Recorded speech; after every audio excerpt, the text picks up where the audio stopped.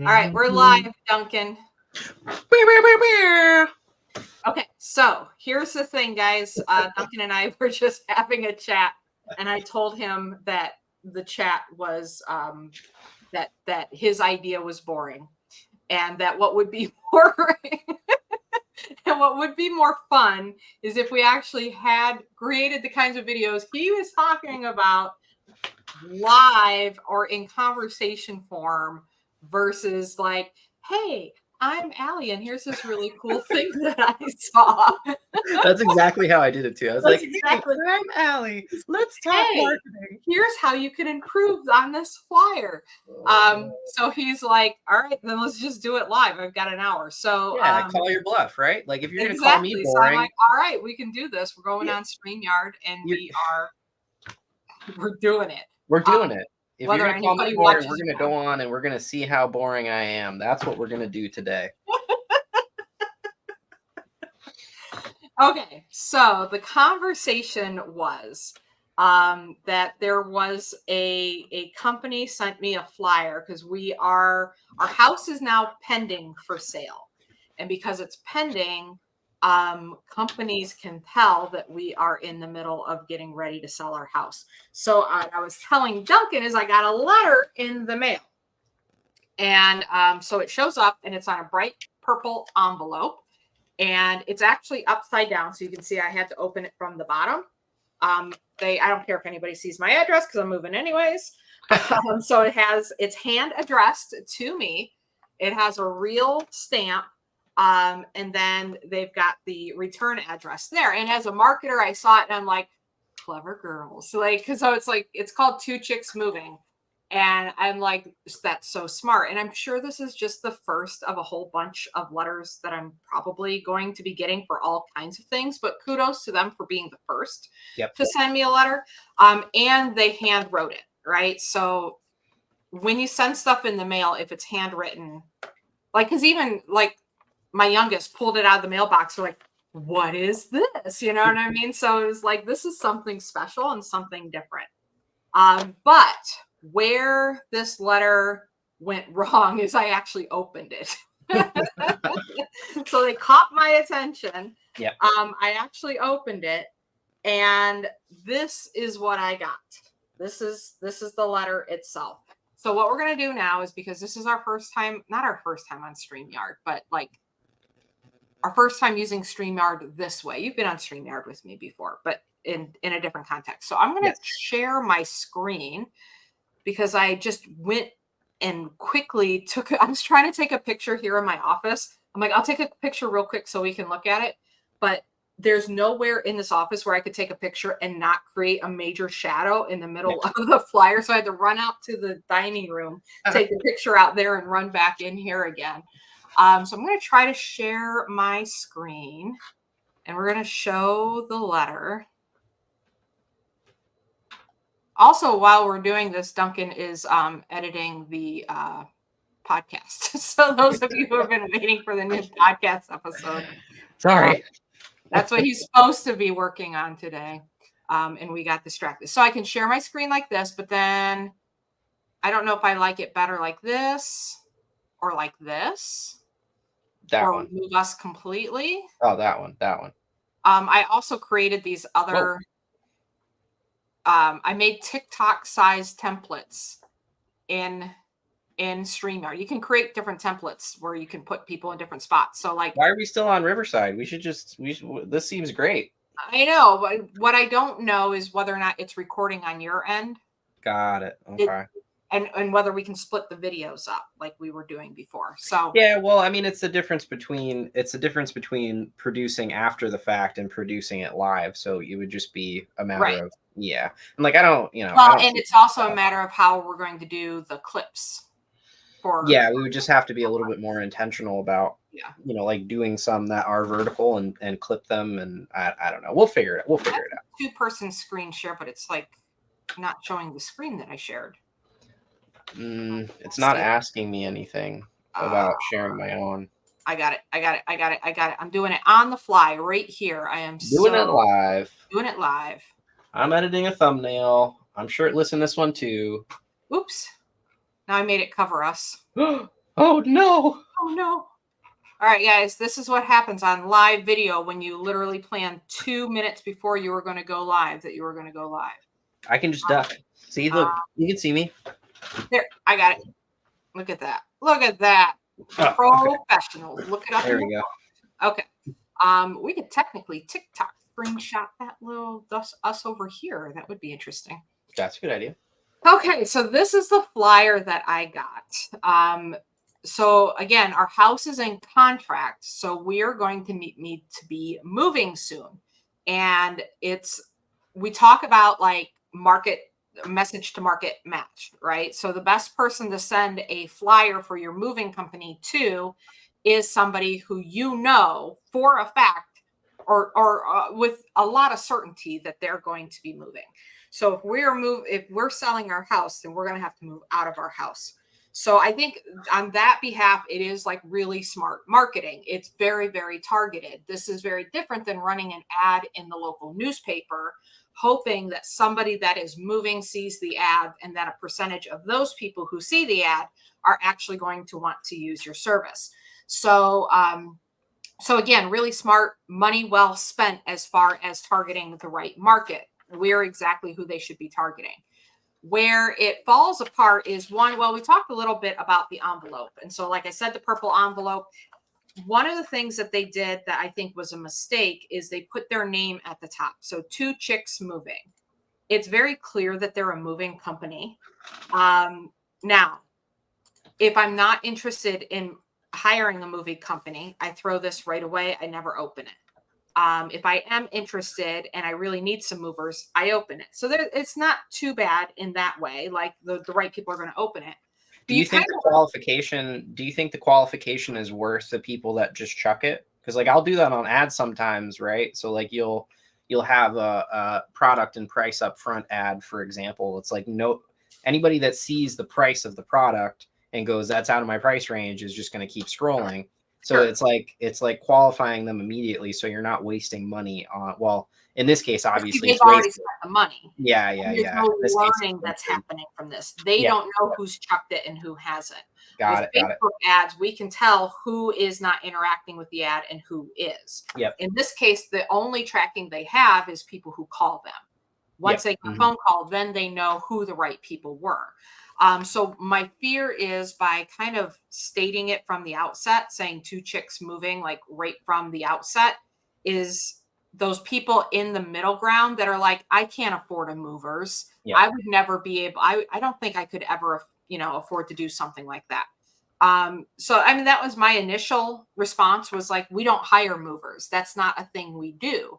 Yeah. But then I said something to Tim and he's like, well, maybe we should. And I'm like, we are able-bodied and Duncan's coming over to help us. So we're not hiring movers. But the, because it's a workout program for a day. Like, I don't know. I just don't, I enjoy doing it. Actually, I enjoy moving. But then I open this up and this is what we're seeing on the screen now. And it is a whole bunch of mess. And so that's what I want to talk about is what actually went into the envelope. They got my attention. They got me to open the envelope. But then what was on the inside of the envelope is where they lost me. So this is a common mistake that a lot of people make in any and all of their marketing. I see people doing this on ads, that they're trying to tell you everything all at once because they don't want you to potentially miss a detail that they think that you should know. So some of the things we have on here is, it's hard to even know where to start, right? So when I open this, what's the first thing I see? And it's probably 2 Chicks Moving, right? Yep. That's probably the thing that's popping out the most. But where am I supposed to focus? They've had so much fun on Canva trying to get everything to fit on here that they're wasting valuable time where they can actually convince me or prove to me that I can trust them, to build that know, like, and trust, right? There's plenty of room to build know, like, and trust, but they spent so much time in graphic design that they're just not accomplishing anything. Yep. So I see 2 chicks moving. I think then I probably see the best rate guaranteed or we move you for free. Now, I think that's powerful. And they repeat that again down here. They repeat it 3 times on the flyer, which I just now realized, and I've looked at this several times. I just now realized that it's repeated 3 times. But I do remember when I opened it, that did stand out to me. I do like the risk reversal thing. I feel like, which is what this strategy is. It's like you're taking away the risk of spending the money on a mover by saying, if we're not the best rate that you're going to find in town, we'll do it for free. I like that psychologically, but I feel like it's I don't know. It's like a hard one for me because it's not super tangible. Does that make Correct. sense? It's How like, are many they going to moves are search? not?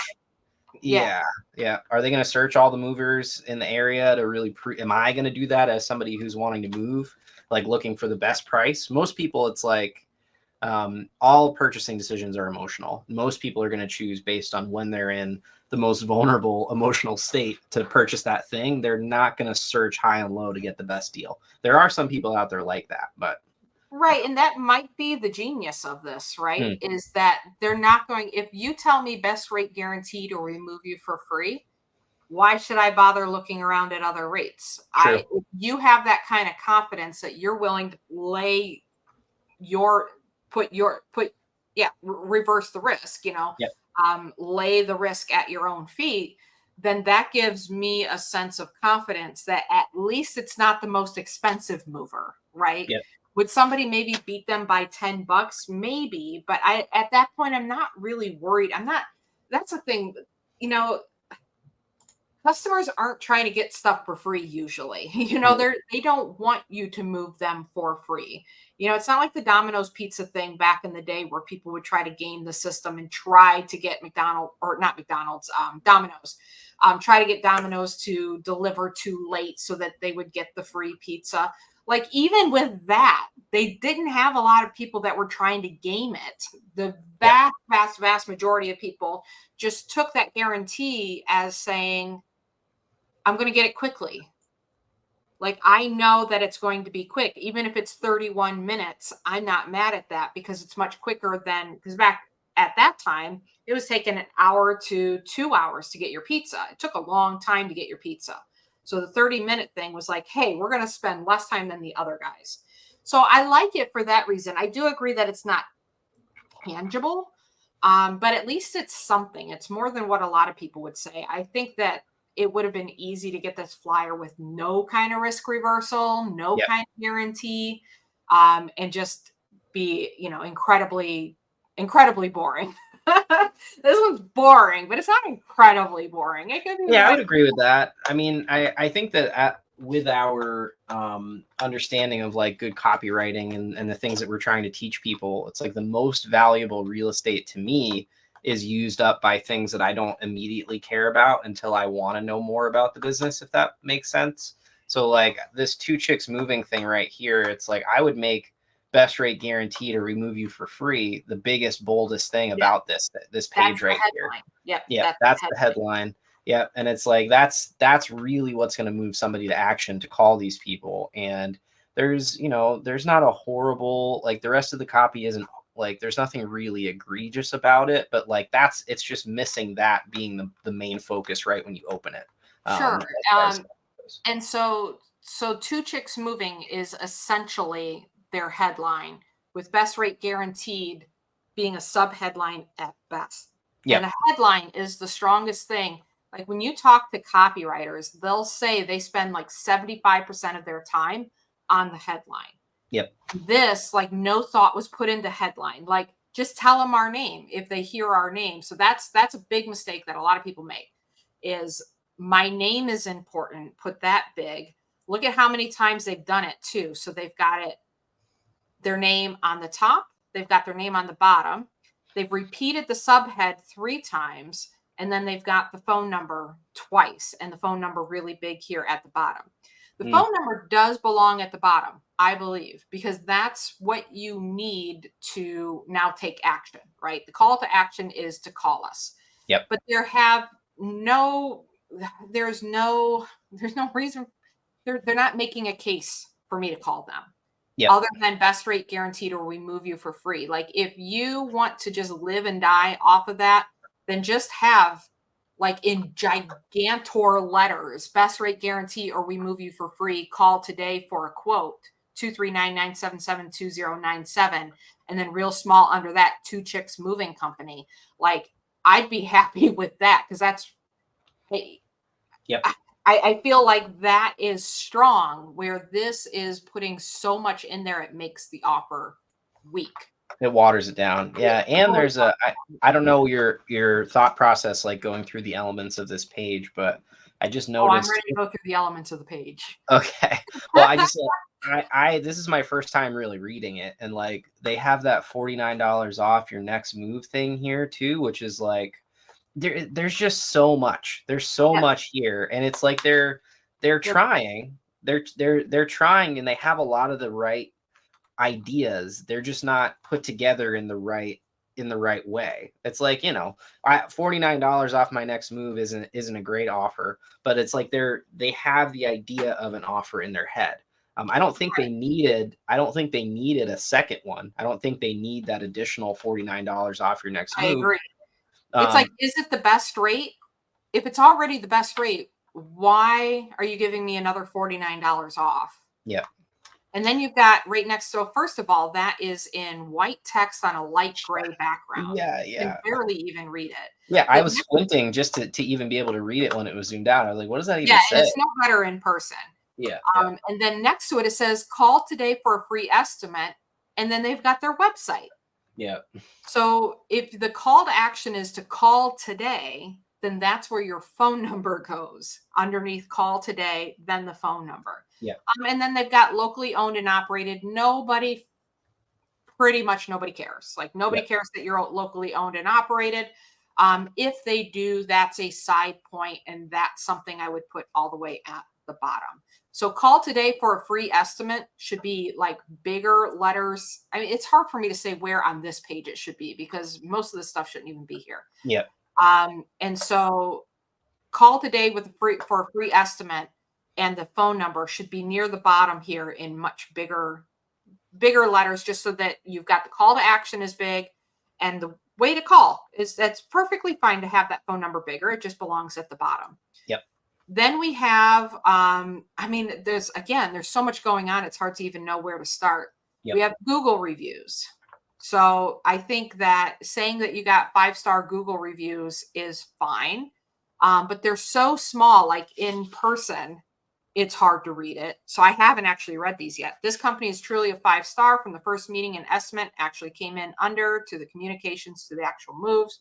Incredibly wonderful experience from start to finish, for which I am grateful. That is the most milk toast review ever. That's where the person's like, they asked me to leave a review, so here. Like it's so non-specific. If you guys are using reviews like this, don't do this. That was such a good burn, Allie. Like the first one actually had some details, like they came in under estimate. But this one, incredibly wonderful experience from start to finish, for which I am grateful. Like that literally isn't telling me anything. It doesn't sound like people actually, yeah, whatever. I agree, is my point. Yeah. Okay. So, and then we have nice, responsive, moved furniture with care. First move we ever had where nothing was damaged. Thank you. I like that. Yep. First move we had where nothing was damaged. I think that, and that's something. So there's this thing called copy cosmetics, right? It's what you can do to the copy to make certain things stand out. And with this small text, everything is blending together. If you were to do something like this, then I would bold first move we ever had where nothing was damaged, right? I would put that in bold. Yep. Maybe I would put incredibly wonderful experience in bold. And then here I would do something like, I would like to bold like actually came in under. Maybe bold that, because that would make me curious of what that's in reference to. Yep. Like I want to read what's around it to figure out what they're referencing to. Yeah, So, and I mean, just generally speaking, the like if we're talking layout, something a little bit more linear would be nice. So like your mm, big headline at the top, sub headline below it, and then I would even do the off, not the offer, the call to action maybe mid page, and then I would split the Google reviews on the bottom left, and then maybe something else on the bottom right. Like I don't hate.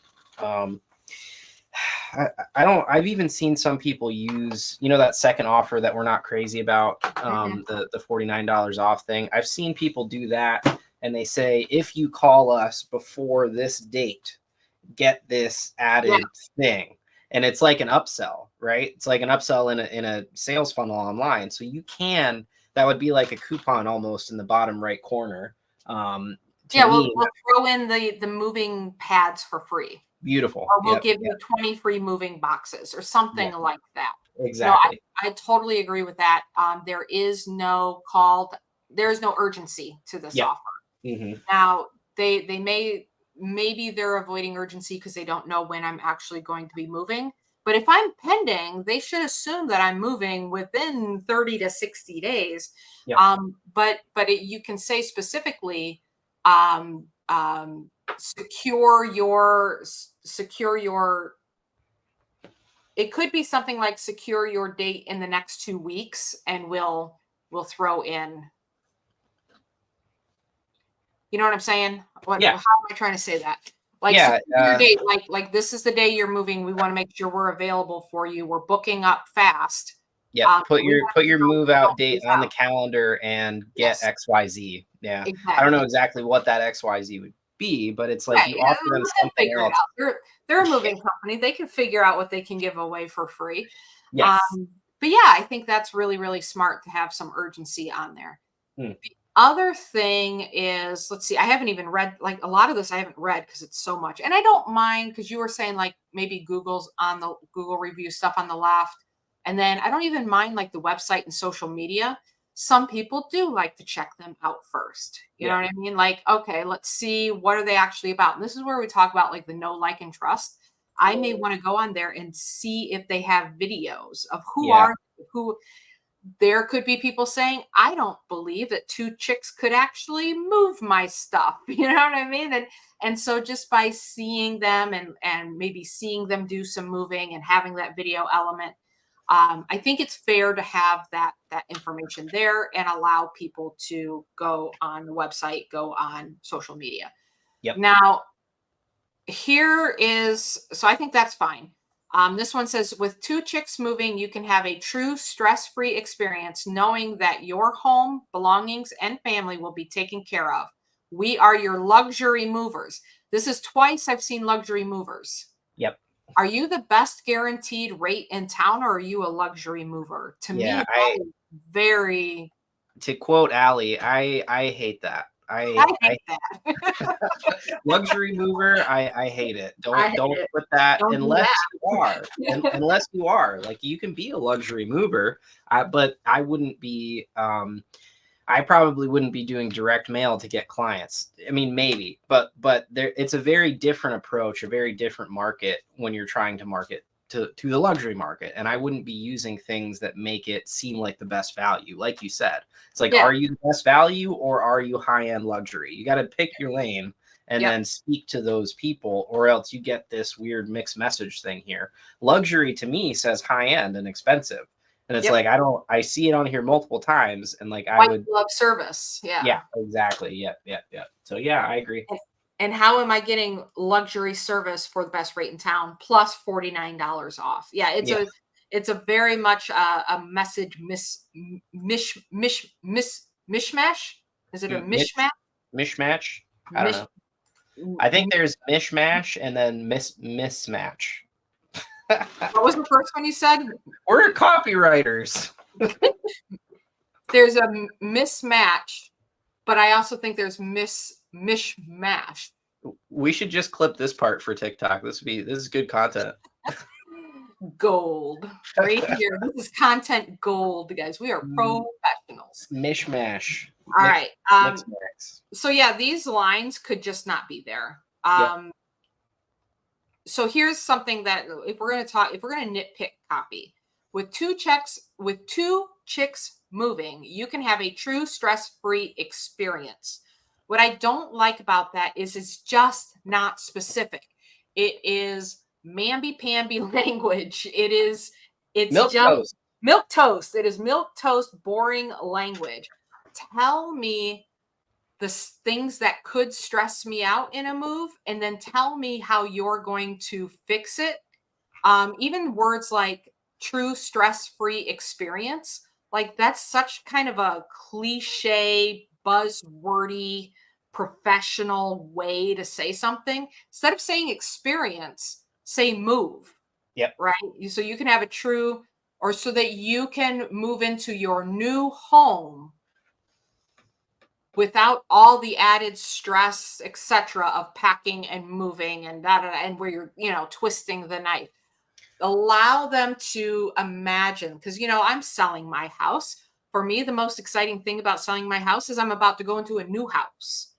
Like that's exciting. I want to move into the new house and I want to decorate it. I don't want to think about, like, I like moving and I like packing stuff up, but like then unpacking it. I think that's my problem. I Yeah. don't mind the moving part. I mind more the unpacking.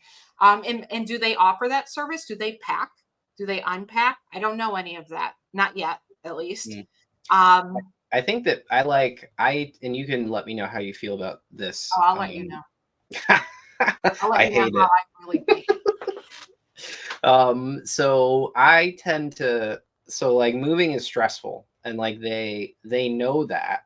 So that's why they're saying stress free. So I think that there is something there. It just has to be like selling your house is already stressful.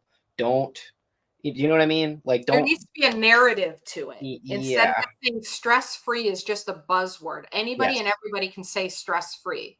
But if you create a narrative, so like for Tim and I, let's say we're on the fence. Let's say Duncan couldn't come help us move, and my foot is bad, and Tim's not feeling good, and we need somebody. We're on the fence. We don't know if we're going to be able to move or not. Saying things like stress free is not going to do it. But if you list out all the things that are stressful and that could go wrong in a move, that if you're not a professional mover, these are the things that you're going to have to deal with. And what if I hurt my back? And what if we break something because we didn't know how to wrap it properly? What if, like, all the things, right? I don't know how to drive the big truck. Like, what if Tim couldn't drive the big truck and I would have to drive the big truck? Now, all of a sudden, we're looking for a mover, right? We're looking for somebody to do it for us. But she's not giving us any of that information. If she scared us bad enough, if these ladies scared us bad enough of like, these are all the things that could go wrong, don't take the risk, let us do it for you, then that's going to help the people that are on the fence cross over and say, okay, I'm ready to do this. But if all you say is stress free, then I'm not even imagining the stress I could potentially, like, I'm imagining one level of stress and I'm saying I can deal with that level of stress. But if you show me that it's actually going to be way more stressful by fleshing it out and creating a narrative around it, then I'm like, oh, I thought I could handle the stress, but I don't know that I could handle all of that. Maybe I do need to call somebody. Yeah, it's that cognitive bias again. It comes up in so much of the copywriting and marketing that we talk about, where people are much more, they're wired to be much more likely to do things to avoid negative experiences than to go seek out positive ones. So like if you make somebody stressed about the pain, potential pain and stress of moving, that's much more likely to get them to call you than if you're like, yeah, have the best move of your life. It's like nobody, like I don't care about that. I don't really, there's nothing to latch onto with stress free. It's like, yeah, I'm gonna try and make it stress free already. I don't need you for that. It's like, tell me why it would suck. I wasn't planning on having stress. Yeah. It's like, it's gonna suck if you don't call us in these very specific, tangible ways. And Tangible. to avoid all of this suckiness, all you got to do is call. That's all you got to do. And I think that's the key here. As I go through some of the, as I go through some of these other areas, it's all the same thing. It's that it's not fleshed out. It's platitudes, it's milk toast, it's boring, it's just like buzzwords. So we've got then down here, we have, on the right hand side, we have don't risk hiring another company. Now, I don't like these bullet points here because I feel like those are their bullet points. I'm not making the connection between what can happen with another company and these bullet points. So I'm reading it as low ball estimates, surprising invoices, and broken promises. And I'm thinking, like, is that what you're going to do Yep. for Yep. us here?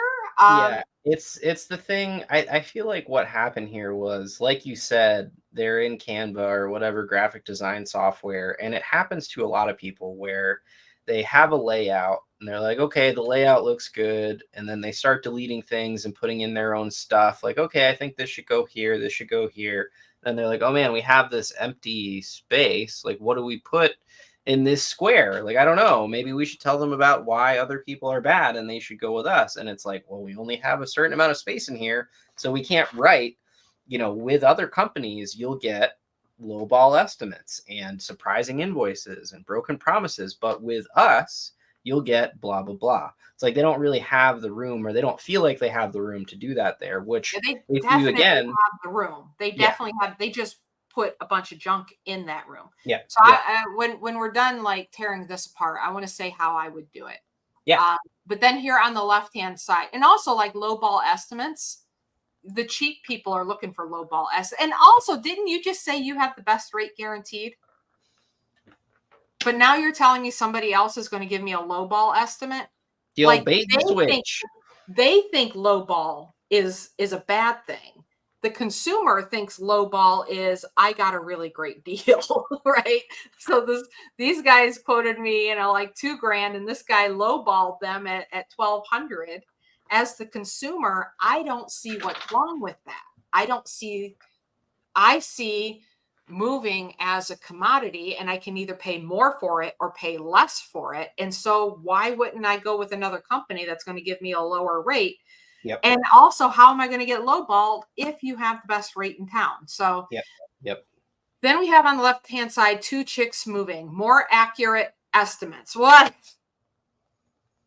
More accurate estimates is like the worst sentence I've ever read in my life. That is such a terrible line. And I just want to put out there, like, first of all, I want to give them a lot of credit for doing what they've done. Like, they are leaps and bounds ahead. I don't want anybody calling these people and saying, like, these guys were so mean to you on the internet. Like, they've done so much more than what most companies are willing to do. Yep. The mistakes they're making are the mistakes everybody makes. So this is definitely not picking on them specifically. These are very, very common mistakes. But like, what more accurate estimates? What does that make you feel? Like marketing and advertising is about feeling. More accurate estimates. It makes me feel sleepy. I'm bored. I'm bored. No, I think in all reality, it's like, so it's like, so they're more accurate. They're more accurate than maybe somebody would make the connection that it's more accurate than the lowball ones, but why aren't they exactly right? Why aren't your estimates right 100% on? Like, why? Yeah, 100% accurate estimates. You know what I mean? Yeah, Like, here's the thing, like, if you quote me 2,500 and then you come in and say, well, our estimate wasn't quite accurate, wouldn't that be a surprising invoice? Mm-hmm. Because it's not what you said it was going to be. Yep. Now, I get it. Maybe in your industry, this is a really difficult thing to do. Then I wouldn't bring it up. Nope. Then I wouldn't be saying we're more accurate and they'll surprise you on the invoices, when it sounds like you might be surprising me on my invoice as well. And when you promise that you're not the one that's going to do that, and then you do it because you are more accurate, not 100% accurate, Yep. then I have a problem. Yep. door and floor protection. Okay. Yeah, that's like No. bare minimum. I would hope that you would protect my floor and my doors. Yes. That I think you're right. That falls under bare minimum. Yeah. That's like when people say we have great customer service. Yeah. Oh, thank God. Bare minimum. Yeah. It's like Like, I was thinking you were going to be the worst to talk to, you know? what do you want, a medal? Yeah. Yeah. Here's your medal for Yeah. being. Oh, you serve your customers Yeah, well. for Oh, serving your wow. customer in your business. Okay.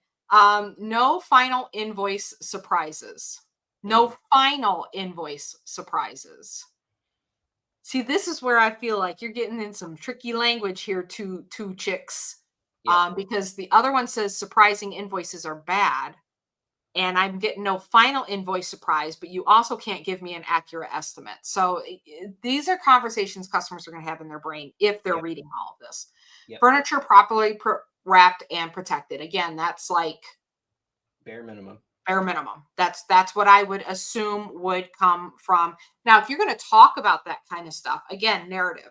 So I want to talk about what I would do with this sales letter, because this isn't a sales letter. This is a flyer. I don't like flyers. I like sales letters.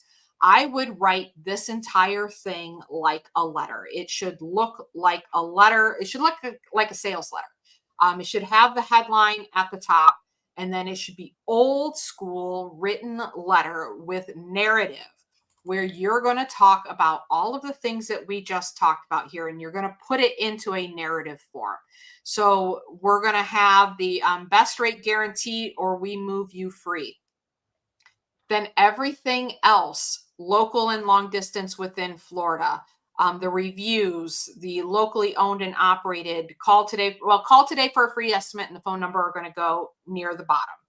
I would not do the Google reviews except in narrative form.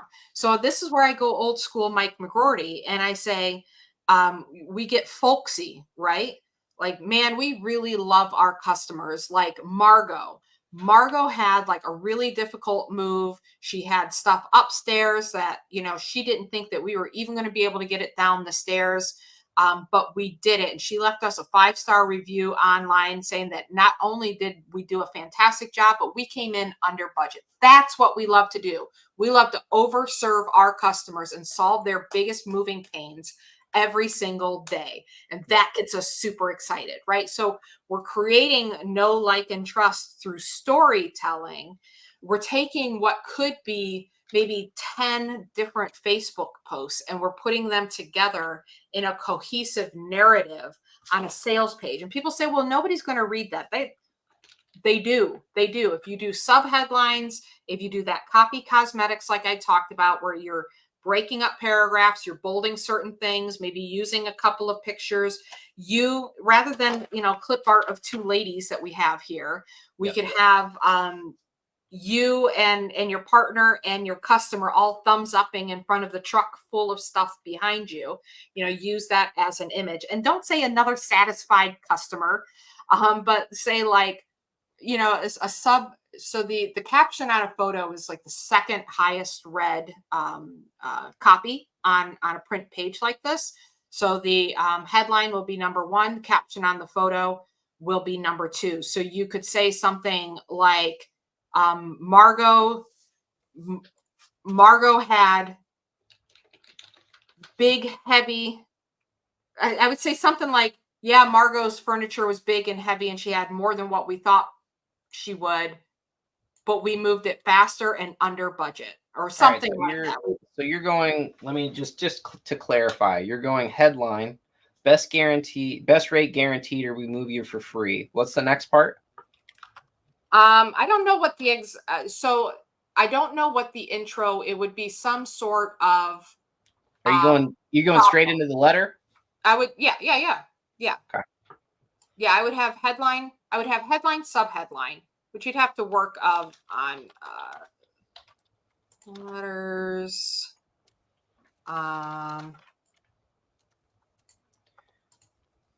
I'm going to see if I can find an example of what this would look like. Examples of direct mail sales letters. Yeah, then I would go right into letter, and the majority of it should be a letter with narrative. And then by using short paragraphs, copy cosmetics where we're bolding things and highlighting things. I love even, oh, you know, it would work really well. All right. So I'm going to pull up an example of a sales letter that's kind of like this. But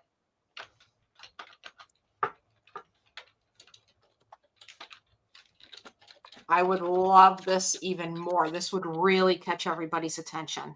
Mm. Hold on. Take your time. The reason I was asking is my time.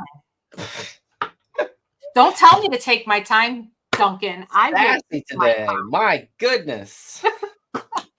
The reason I asked is because I'm making your landing page sales letter in Canva as you're explaining it, so we can post it in the group for content. Allie Thompson content. Okay, I'm going to show you a good idea, and then I'm going to show you a better idea. Okay. I think. I'm going to put wigs on these guy movers because I couldn't find girl movers. I like the sales letter thing. I think that the reason that I tend to lean more towards simple offer, product, price up front, you know, just a few lines of copy, really short videos, is because it takes away a lot of the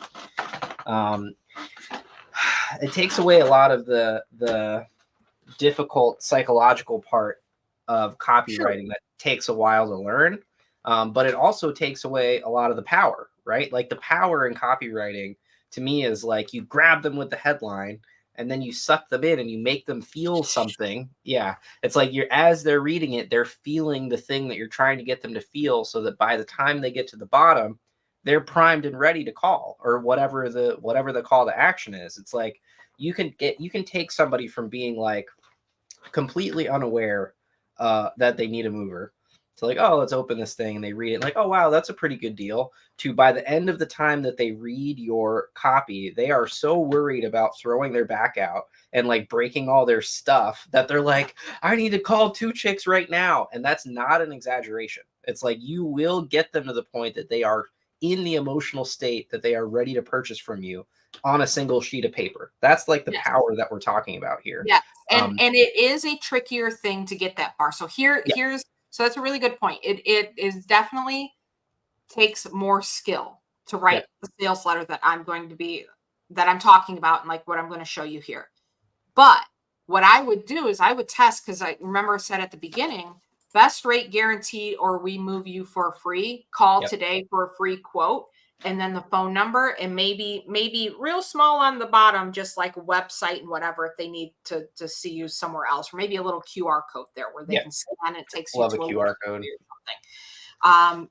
I hear they're dangerous, but I would say use them anyhow. Oh yeah, they're gonna hack you if you use a QR code. Be careful. Except mine are safe.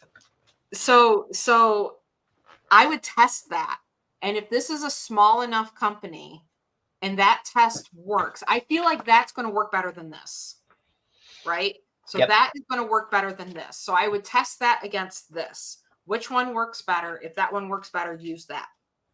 If they're able to use that to the point where, hey, we're doing pretty good and we are just 2 chicks after all, we're not looking to expand. All we're looking for is just work to keep us busy. So that would be the other question. Is this something that is really scalable, that you're looking to hire additional trucks, additional movers? Maybe one day you're going to franchise this thing. Then absolutely you need to spend the time and money and resources to create good copy. Because it's going to pay off for you in huge dividends. Now, I think it's still worth knowing good copy now. You just don't have to be Dan Kennedy copywriter, right? Exactly. Whatever you do. So one of my favorite Dan Kennedy isms is, in the land of the blind, the one-eyed man is king. When nobody else knows how to write copy, if you come 50% of the way, right? And 50% of the way is a huge percentage of the way. The difference between a good copywriter and an amazing copywriter is like that last 2%, right? Like that's where the magic is happening in that very little. But you can get a really far way just reading some books, watching some videos on copywriting, understanding what an offer is and the basics, etc. I think that is always worth the education to do that, because that's like printing money, right? We're just literally printing money. So I want to show you examples of sales letters. So this is kind of what I'm talking about, and it's big, but it's there we go. That should be sharing that tab, right? Yep. I don't know. I can't zoom in on this, but you see the general idea, right? There's a subhead at the top, or what do they call that? They call that, I can't remember what that's called at the top. Anyhow, there's a headline, a subhead, and then we go into a letter, right? Now, this is like a long sales copy. This is probably a 10-page letter, right? We're looking at just doing a 1-page letter. So if it's just a 1-page letter, I would do 2 columns, a left column and a right column, just so that we can get more text there and have less empty white space. So this is a traditional sales letter that I'm thinking about when I talk about writing a letter. What is this one here? No, I was looking for like actual sales letters. Even this, like, this isn't it with a different headline. This could be not too bad. This is a good looking letter. This is something that if you are the right person for that, mortgage rates are at the lowest point in 30 years. Call us right now. I mean, I think it could be better, but it's moving in the right direction. I would rather see them send something like this than what they're sending. But what I think would really work, so this was the first one I found that's handwritten. Like, dear Kent, I'm interested in buying your house. I can pay you cash if your house as is. You don't have to repair it or even clean it up. You'll pay me no commissions, and I can pay typical closing costs. Sincerely, So you can make a handwritten note like that and have it printed, even blue ink on white paper, so it looks handwritten, and you send it to people and just say, hey, Allie, I see that your house is pending for sale, and I'm sure that means that you've got a move coming up in your future. And I don't know. I need to work on copy. I'm not good at copy on the fly. I need to like work out all the different parts that I'm going to do. It's a hard skill. It takes time and thought. It takes time to really figure out and get into the frame of mind of understanding what your ideal client is thinking. And to be able to do that for like another industry on the fly it's virtually not impossible, but it's hard. And if I was ever to like go to the mountaintop and be zen for a year and just work on one problem, it would be copyright. Like like I'll bring all my copywriting books, I'll bring all the tablets, and like no distraction. I'm on the mountain for a year. It would just be copywriting, so that I could have that skill of just like spouting copy. But just like something that looked like a handwritten note, this could even go on the back of like a little card. And I wouldn't do a postcard. I would still put it in an envelope, but just like a little card that it looks handwritten. But the classic example, the classic one that's famous, I think it's famous, is the Bill Glazer letter. And this is a handwritten looking sales letter. It is, he did write it. They scanned it and then they printed it to look like it was on legal pad. And this should be the one. Yeah, this was for his men's clothing store. So just because you're a small business owner selling to a local market doesn't mean you shouldn't take the time to learn this stuff. He grew this business like huge because he learned the Dan Kennedy marketing stuff. And you can find this if you go to Bill Glazer's book, Outrageous Marketing. You can find this full letter. I think you could probably Google and see the whole letter too. But notice how it's got like things scratched out, underlined, notes in the margin. Hey, I'm sorry to interrupt. I know we're talking about sales letters. I have to leave in like 3 minutes. But I wanted to, did you watch the Super Bowl at all? I don't know if you, okay. So I watch it for the ads, cause like that's our thing, is like advertising and marketing. And along the same lines, like the same kind of idea as this handwritten kind of do this to stand out from what everybody else is doing thing. Kanye West bought an ad, and he filmed like it looked like it was filmed on an Android phone from like 5 years ago, and he just sat and like held the camera phone vertical and like talked to the camera. It was like, look, we spent all our money on this ad spot, and I didn't have any money left over to pay for a commercial, so I guess. And he was I saying like love and he would like pause awkwardly and like no cuts at all, and it looked like we he was should in the back of review it. that. Oh, it was we're gonna do it. It was awesome. And then at the end he was like, so I guess just go to Yeezy.com. We got shoes and stuff. Bye. And I was like, oh, I love it. That's I like so stood good. up in our living room. I was like, you guys have no idea how much money that ad just made him. But Duncan, this is why I'm always saying to you, like, production, right? Look, Production. I get it. I know you're a production guy. I get it. So like I get it. You just have to be different. And like standing out in a local market oftentimes means a little bit of production. There are a lot of people that are, you got to hear me out on this one. That is our fight. That is our fight. That is the difference between you and I. Like, we agree on everything. Well, let me clarify, because business you run, I completely disagree with. You make all your money from.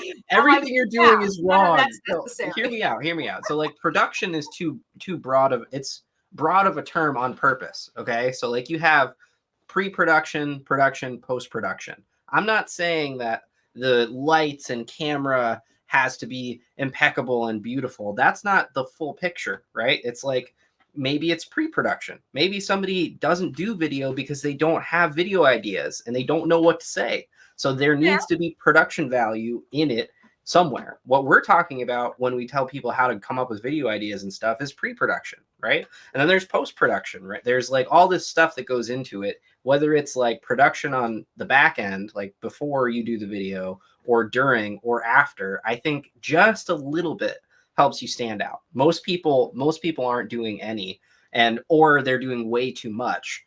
And it's like just a little. You need just a little bit of planning and the right marketing sauce and understanding to like sprinkled on it to make it work. And I agree with that. And I think planning and knowing what to say and keeping it tight, even though I can't do like a video less than 8 minutes. That TikTok video is what, 9 minutes long? And not rambling like all of, because I'll see people go on and they'll just keep repeating the same stuff over and over and over again. I'm like, okay, you need to not do that. Yeah, so and that to me, so defining production as just being prepared. Yes, fine. Yeah, that's pre-production, but also so those people that ramble, a tiny bit of post-production and just like cutting out the parts that don't make sense or leaving only the parts that actually matter. So it's like, we're not talking about like lights, camera, action. It's like production in any of its forms to tighten things up and make it, that's all it needs, just like a little. And it takes somebody like me or the people that I work with to know how much and what you should be using. That's my point. If you say so. How'd you like that? That was on the fly. Justification. Bam, bam, bam. You're still not convinced. I'm not. I am. Okay. You're totally 100% convinced. I can tell. That's not what I mean by production. But all right. Well, it's not my fault. The one who's supposed to define production. It's up to you to define. I'm a professional. Yeah, it's not my fault that you don't know what production is, Allie. That's exactly right. That's why I was doing a workshop today, and I'm like, first you need to take pictures, and I put cell phone, etc., like what you need in order to do these sales.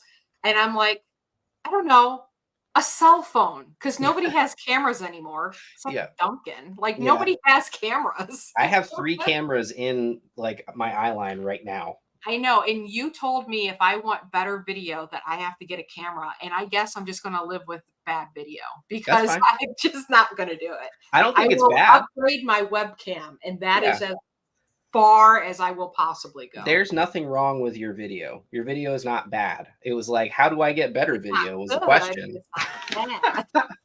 It's not as good as mine. Mine's amazing. Just saying, and that's not a bad or a good thing. I just said, if you want better, here's what you need. So. Okay. Well, I think you go do your thing. We weren't even supposed to do this at all. I was supposed to do Facebook page reviews tonight, and look at how that went. So I still have to finish the podcast. I didn't work on the thumbnail at all. I'm gonna be here like till 10 o'clock at night. Terrible idea. This was a great idea. Jenga. Like we had so much promise for the evening of what we were going to be able to get done, and we just I have so much work to do. 54 Allie. minutes talking So about much work. In addition to the podcast, I have so much work to do. This was a great and horrible idea all at the same time. I had so much fun. Well, I hope you at least had fun, and I'll talk to you on Thursday. All right, bye. Okay, bye.